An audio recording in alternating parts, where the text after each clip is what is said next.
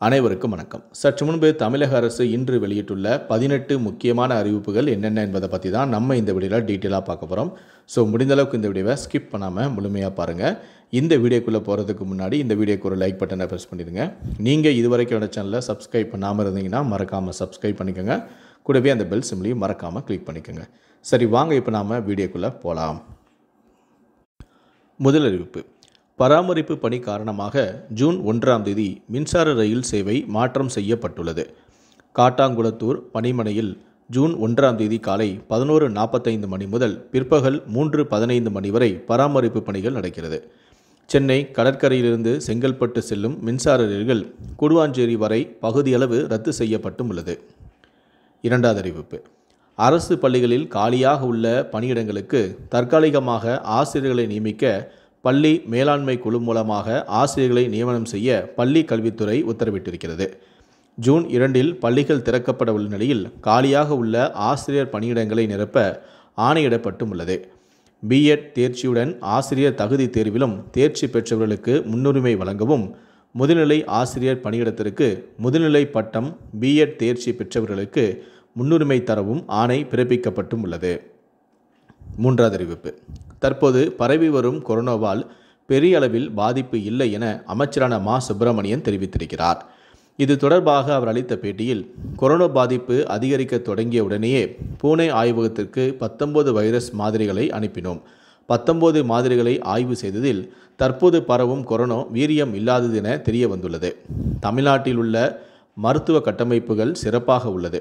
Corona குறித்து பரவும் தவறான தகவல்களை நம்ப வேண்டாம் எனவும், தற்போது பரவும் கொரோனா வீரியம் இல்லாதது எனவும், மக்கள் பதட்டமடைய வேண்டாம் எனவும், தமிழ்நாட்டில் நேற்று 38 பேருக்கு கொரோனா தொற்று உறுதி செய்யப்பட்டுள்ளது எனவும் அவர் கூறியிருக்கிறார்.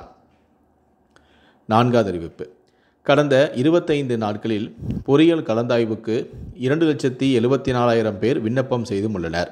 நேற்று மாலை 6 மணி நிலவரப்படி 2,12,593 பேர் கட்டணம் செலுத்தியும் 1,77,646 பேர் சான்றிதழ் பதிவேற்றம் செய்தும் உள்ளனர். ஐந்தாவது அறிவிப்பு: தமிழ்நாடு மற்றும் புதுச்சேரியில் 7 நாட்களுக்கு லேசான முதல் மிதமான மழைக்கு வாய்ப்புள்ளதாக சென்னை வானிலை ஆய்வு மையம் தெரிவித்துள்ளது. சென்னையில் இன்று லேசான மழைக்கு வாய்ப்புள்ளது எனவும், சென்னையில் இன்று அதிகபட்ச வெப்பநிலையானது 37 டிகிரி செல்சியஸ் வரை இருக்கக்கூடும் எனவும், 100 டிகிரி ஃபாரன்ஹீட் வெயில் சுற்றரிக்கும் எனவும் தெரிவிக்கப்பட்டுள்ளது.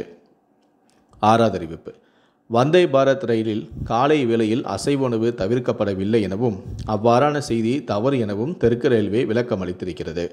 ஆன்லைன் முன்பதிவில் உணவை தேர்வு செய்யும் ஆப்ஷனுக்கான புரோகிராமில் தொழில்நுட்ப கோளாறு ஏற்பட்டுள்ளது எனவும், தொழில்நுட்ப கோளாறு தற்போது சரி செய்யப்பட்டு விட்டது எனவும், வந்தே பாரத் ரயில் பயணிகள் தங்களுடைய விருப்பம் போல சைவ அசைவ உணவுகளை தேர்வு செய்யலாம் எனவும் தெரிவிக்கப்பட்டுள்ளது. ஏழாவது அறிவிப்பு: தமிழ்நாட்டில் அடுத்த ஆண்டு நடைபெறவுள்ள சட்டப்பேரவை தேர்தலையொட்டி மொத்தமுள்ள 234 தொகுதிகளுக்கு வாக்காளர் பதிவு அதிகாரிகளை தலைமை தேர்தல் அதிகாரி நியமித்திருக்கிறார்.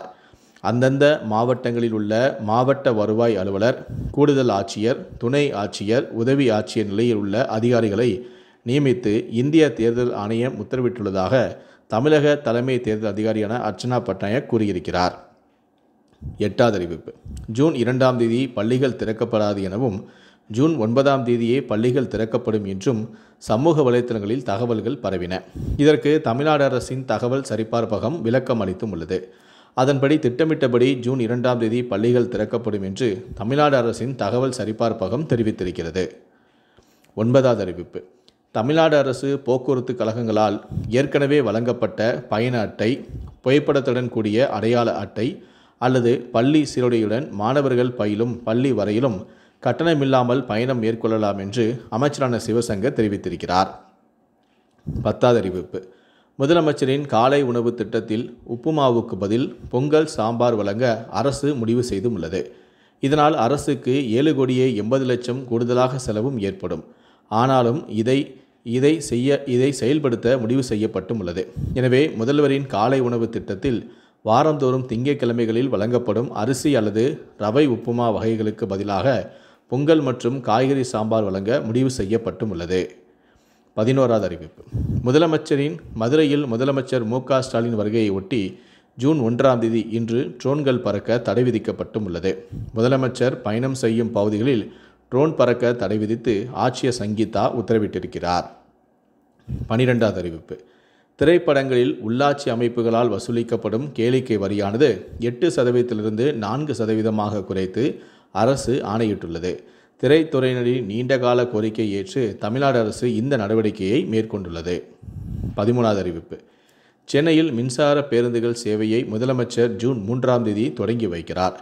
120 மின்சார பேருந்துகளில் சேவையை ஜூன் 3ஆம் தேதி முதல் முதலமைச்சர் மு.க. ஸ்டாலின் தொடங்கி வைக்கவும் உள்ளார். 2025ஆம் ஆண்டுக்குள் இறுதிக்குள் சென்னை முழுவதும் 625 மின்சார பேருந்துகள் இயக்கும் வகையில் நடவடிக்கை எடுக்கப்பட்டுள்ளது எனவும், சுற்றுச்சூழலுக்கு கேடு ஏற்படாத வகையில் நவீன வசதிகளுடன் மின்சார பேருந்துகள் வடிவமைக்கப்பட்டுள்ளது எனவும் கூறப்பட்டுள்ளது. 14வது அறிவிப்பு. தமிழ்நாட்டில் கிராமப்புற மாணவர்கள் அதிக அளவில் உயர்கல்வி பெறும் வகையில் 2025-26ஆம் கல்வியாண்டில் 4 புதிய கலை கல்லூரிகள் தொடங்கப்படும் என முதலமைச்சரான மு.க. ஸ்டாலின் அறிவித்திருக்கிறார். ஏற்கனவே சில நாட்களுக்கு முன்பு 11 புதிய கலை மற்றும் அறிவியல் கல்லூரிகள் திறக்கப்பட்டும் உள்ளன. வேலூர் மாவட்டம் கேவி குப்பம், திருச்சி மாவட்டம் துறையூரில் புதிய அரசு கலை மற்றும் அறிவியல் கல்லூரிகள் திறக்கப்படும் எனவும், மேலும் உளுந்தூர்பேட்டை, செங்கம் ஆகிய இடங்களிலும் புதிய அரசு கலை மற்றும் அறிவியல் கல்லூரிகள் திறக்கப்படும் எனவும் கூறப்பட்டுள்ளது. 15வது அறிவிப்பு. ஹைதராபாத் கொல்லம் இடையே சிறப்பு ரயில் இயக்கப்படுவதாக தெற்கு ரயில்வே தெரிவித்துள்ளது. ஜூன் 7, 14, 21, 28 ஆகிய தேதிகளில் ஹைதராபாத்திலிருந்து கொல்லத்துக்கும், ஜூன் 2, 9, 16, 23, 30 ஆகிய தேதிகளில் கொல்லத்திலிருந்து ஹைதராபாத்திற்கும் சிறப்பு ரயில்கள் இயக்கப்படுகின்றன. இந்த சிறப்பு ரயிலானது காட்பாடி, ஜோலார்பேட்டை, சேலம், ஈரோடு, திருப்பூர் உள்ளிட்ட ரயில் நிலையங்களில் நின்று செல்லும் என தெரிவிக்கப்பட்டும் உள்ளது. 16வது அறிவிப்பு. 11 நகராட்சிகளும் சிறப்பு நிலை நகராட்சி, தேர்வு நிலை, முதல் நிலை நகராட்சிகளாக தரம் உயர்த்துள்ளது. உடுமலை, நந்திவரம், கூடுவாஞ்சேரி, பல்லடம், ராமேஸ்வரம், மாங்காடு, குன்றத்தூர், அரியலூர், அம்பாசமுத்திரம், பழனி, திருச்செங்கோடு உட்பட 11 நகராட்சிகளின் தரத்தை உயர்த்தி தமிழ்நாடு உத்தரவிட்டுள்ளது. மாநில அரசு நிர்ணயித்துள்ள வருவாய் அளவுக்கு உட்பட்டு அந்த நகராட்சிகள் இருப்பதால் அவற்றின் தரம் உயர்ந்துள்ளது. 17வது அறிவிப்பு. திருமணமான அரசு பெண் பணியாளர்கள் தகுதிக்கான் பருவ காலத்தின் போது எடுக்கும் மகப்பேறு விடுப்பு காலம் அவர்களது தகுதிக்கான் பருவத்திற்கு கணக்கில் எடுத்துக்கொள்ள அனுமதி அளித்து தமிழ்நாடு அரசு அரசாணையை வெளியிட்டுள்ளது. இது தொடர்பாக தமிழ்நாடு அரசு பணியாளர் சட்டம் 2016இல் உரிய திருத்தங்களை செய்து பின்னர் வெளியிடப்படும் எனவும் தெரிவிக்கப்பட்டுள்ளது. கடைசியாக 18வது அறிவிப்பு. தமிழ்நாட்டில் ஜூன் 19ஆம் தேதியன்று மாநிலங்களவை எம்பி பதவிக்கு தேர்தல் நடைபெறும் என தேர்தல் ஆணையம் அறிவித்திருக்கிறது. தமிழ்நாட்டில் 6 மாநிலங்களவை எம்பிக்களின் பதவி காலமானது ஜூலை 24ஓடு முடிவடைகிறது. இந்த 18 அறிவிப்புகளை பற்றிய உங்களுடைய கருத்துக்கள் என்ன அப்படிங்கிறத கீழே இருக்கக்கூடிய கமெண்ட் செக்ஷனில் மறக்காமல் சொல்லுங்கள். முடிந்தளவுக்கு இந்த வீடியோவை மற்றவங்களுக்கும் ஷேர் பண்ணுங்கள். மேலும் இது போன்ற பல வீடியோக்களை பார்க்கணும் அப்படின்னு நினச்சிங்கன்னா மறக்காமல் நீங்கள் சப்ஸ்கிரைப் பண்ணுங்கள். கூடவே அந்த பெல் சிம்பிளையும் மறக்காமல் கிளிக் பண்ணுங்கள். நன்றி, வணக்கம்.